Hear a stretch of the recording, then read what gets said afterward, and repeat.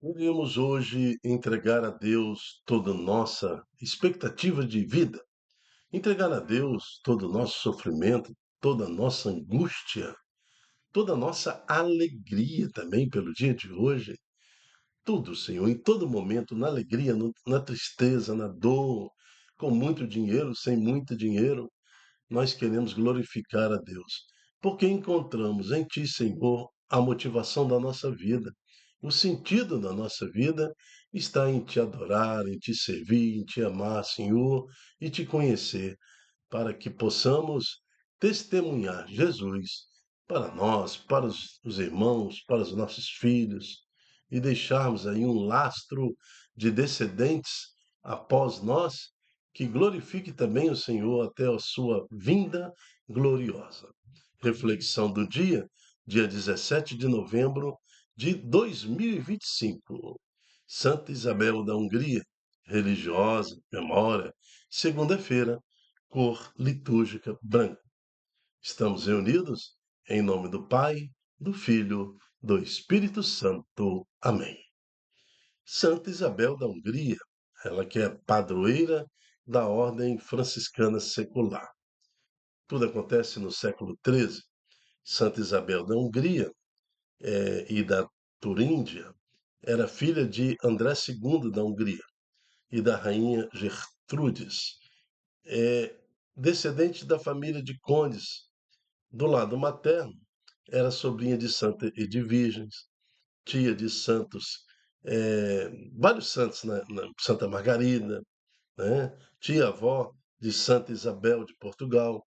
Do lado paterno, prima de Santa Inês, da Boêmia. Né? Então você vê que uma família de santos. Mas isso não quer dizer que ela não passaria por problemas, por perseguições. Ela contraiu um matrimônio e aquele casamento era um símbolo de bondade, de perfeição. Isso gerou ciúme familiar. Ela foi perseguida pela sogra, porque ela era radicalmente cristã, né? Então houve grande perseguições. Após a morte do seu esposo, ela foi fortemente influenciada pela espiritualidade franciscana, cuja ordem surgiu naquela época. Ela quis viver na pobreza, novamente encontra aí outra dificuldade com a família, foi expulsa da família, negaram-lhe a sua herança, perseguiram seus filhos. Houve aí uma intervenção dos amigos do seu esposo, que era um comandante do exército. Então, eles conseguiram reverter essa situação. Então, Santa Isabel confiou a educação dos seus filhos a um parente e seguiu a sua vida vocacional, né? Dizia-se que em seus momentos de espiritualidade ela levitava, em que várias vezes São João Batista vinha lhe trazer pessoalmente a comunhão, e os inúmeras vezes em que ela era visitada pelo próprio Jesus Cristo e pela Virgem Maria, que a consolava em seus sofrimentos.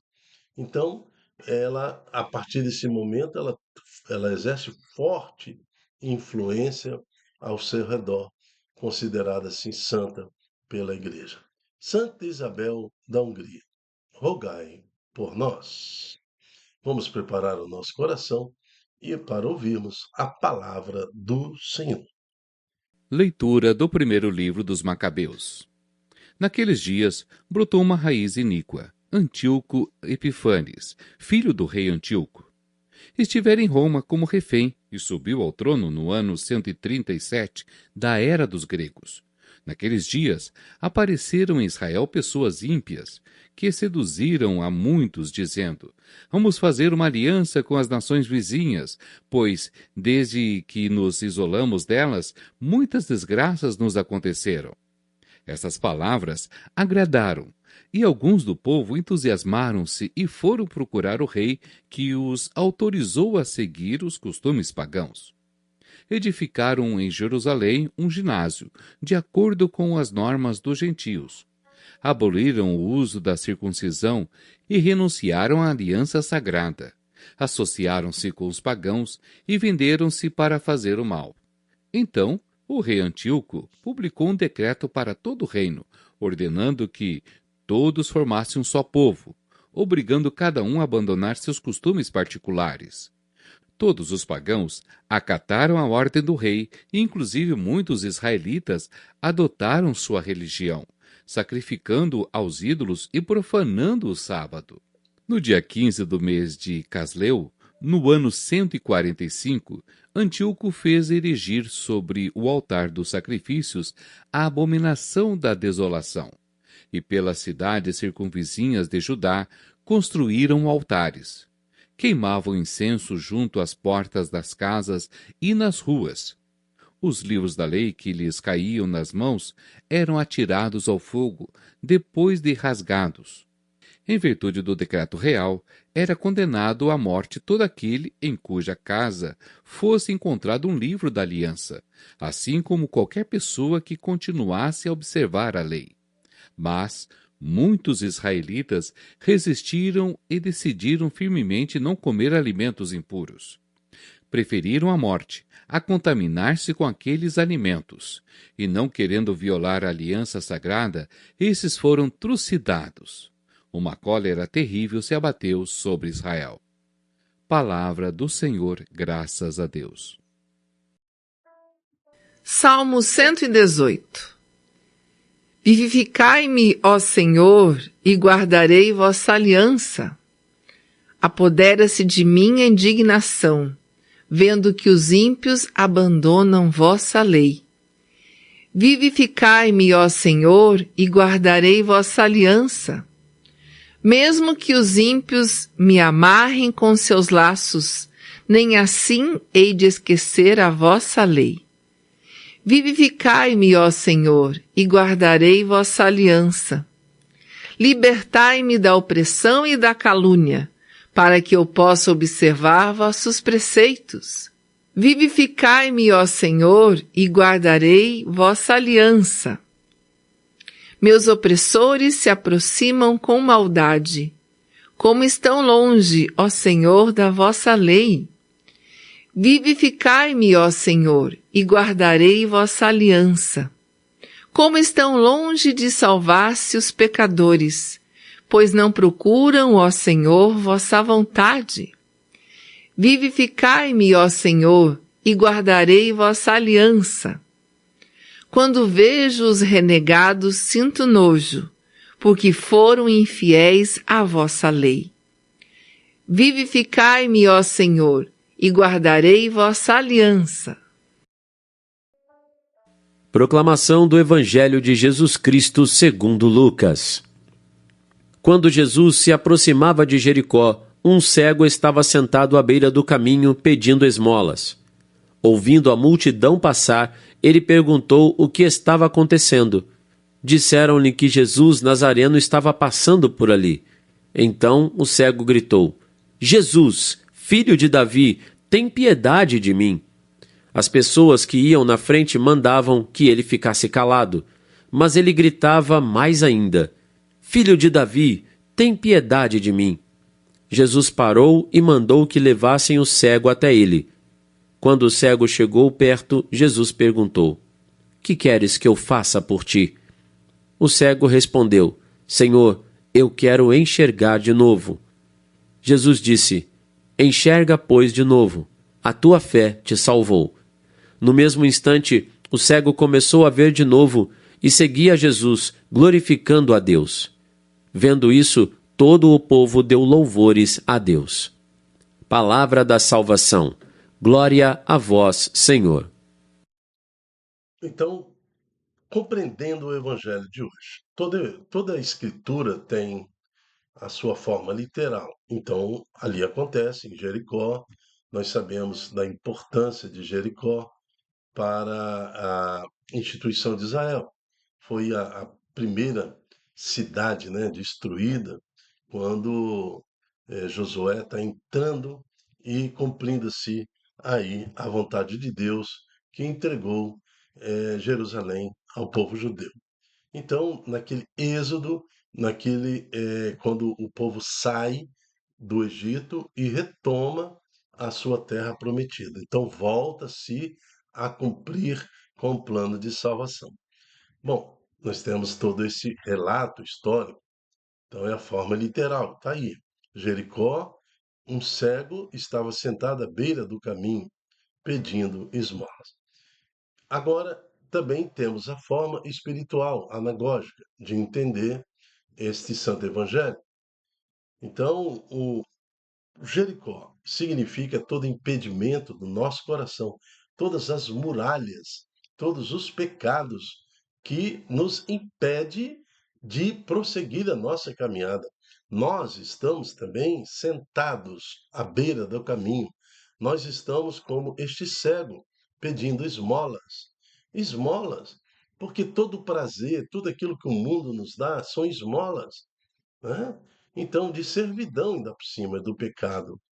Então, toda vaidade, sexo desregrado, toda desvios comportamentais, sociais, tudo aquilo de pecado pecaminoso, tudo aquilo que corrompe a nossa alma, tudo aquilo que corrompe o nosso corpo, vícios e tudo mais, são esmolas que são dadas por Satanás, nos iludindo a viver a nossa vida temporária, a nossa vida secular, na ilusão de que teremos alguma paz, de que teremos alguma riqueza material, de que teremos algum fruto nesta vida secular.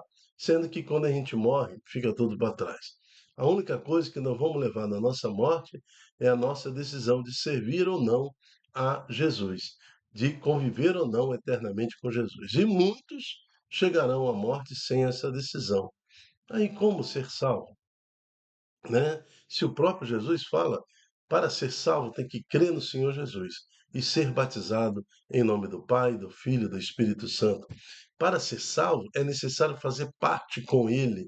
Todo aquele que come do meu corpo e bebe do meu sangue, esse fará parte comigo e eu farei parte com ele, né? Muitos se aproximarão de mim falando: ó Jesus, eu ouvi suas palavras na praça, te servi na igreja, e o próprio Jesus vai falar: não, sai de mim, eu não te conheço, porque viveram uma falsa religião, uma falsa religiosidade, né? Iludidos pelo sabor das ondas deste mundo pecaminoso. Então, é uma decisão que nós temos que tomar. Nós nascemos para conhecer Deus, para amar a Deus e para servir a Deus. E temos que tomar essa decisão e parar de ficar igual esse cego de Jericó, à beira do caminho, pedindo esmola. Então, parar com isso, tomar a decisão que o cego de Jericó tomou. Ao ouvir o povo que passava gritando, ele falou: quem se aproxima? É Jesus, o filho de Davi. Então, ele não teve outra iniciativa que não fosse gritar: Jesus, filho de Davi, tem de piedade de mim, tem de piedade de mim. Jesus, filho de Davi, tem de piedade de mim. Então eu quero chamar a atenção daqueles que louvavam ao Senhor, que chegava na região de Jericó. O Senhor estava a caminho, passando, então o pessoal louvava. Isso é a igreja. A igreja tem esta finalidade de reverberar ao louvor a Jesus Cristo. Então, nós temos que ouvir, alguém tem que falar para nós sobre Jesus, alguém tem que pregar sobre Jesus, tem que profetizar sobre Jesus. Então, são essas pessoas que vão trazendo Jesus até nós, a ponto de gerar em nós esse desejo do cego de Jericó. Jesus, filho de Davi, tem de piedade de mim. Então Jesus para à sua frente e pergunta àquele homem que gritava: o que queres de mim? Né? O que queres de mim? Então, o que você está querendo de Deus? E o cego não pensou duas vezes: Senhor, que eu veja. Ou seja, que eu saia desta prisão, que eu saia desta muralha, que eu saia, que eu não quero ficar no caminho, eu quero prosseguir no caminho até ti, Senhor. Eu quero sair dessa minha condição de pecado, eu quero ser um homem novo, renovado, uma mulher nova, renovada no Senhor. Então, quando o cego passa para Jesus esse desejo, Jesus fala para ele: enxerga, pois, de novo. A tua fé te salvou. Tá vendo? Então, está aí. Nós temos que tomar uma decisão na nossa vida. Olha só o que acontece na primeira leitura de hoje, no tempo dos Macabeus, né? Então, nós estamos vivendo aqui uma realidade onde o próprio povo de Israel compactua com o agressor, renegando a sua tradição da fé, aceitando então a imposição de Antíoco Epifanes, que profanou o templo na permissão do povo. O povo falou entre si: vamos fazer aliança com os povos vizinhos, estamos isolados, né? Eles prosperam e nós não estamos prosperando. Então, veja que há uma corrupção dentro do povo, dentro da religião, dentro do povo. O povo deseja para si essa desgraça, e aconteceu que Antíoco Epifanes começa a destruir o templo, começa então a construir a desgraça dentro de Israel. E se não fosse uma família, né? Mas muitos israelitas, no versículo 62, resistiram e decidiram firmemente não comer alimentos impuros, preferiram a morte a contaminar-se com aqueles alimentos. E não querendo violar a aliança sagrada, esses foram trucidados. É, uma cólera terrível se abateu em Israel. E se não fosse essa família de os macabeus resistirem ao avanço de Antíoco Epifânio e resistir às alianças internas daqueles que se alinharam contra a fé judaica, sinceramente, não teríamos nem Israel para receber Jesus. Essa cena que aconteceu lá em Jericó, onde aquele cego pedia sua cura, né? Então não teríamos essa cena, porque não teríamos mais o Estado de Israel para que a profecia fosse cumprida. Veja que dentro da própria nação, traidores da fé e traidores eh, eh, de toda a doutrina, né, judaica e agora cristã. Então, nós estamos vendo aqui uma realidade que não foi passada pela vida também do santo de hoje. Santa Isabel de Hungria, ela foi perseguida dentro da família, família de santos, tanto pela parte da mãe, pela parte do seu pai, toda uma família de santos, mas dentro desse ambiente, né, de vários santos proclamados pela igreja, surge também Santa Isabel da Hungria, e que por inveja, por ela ter um casamento sadio, nutrido no Senhor, começou a receber perseguições terríveis, terríveis, terríveis. Estão aqui também um exemplo de determinação.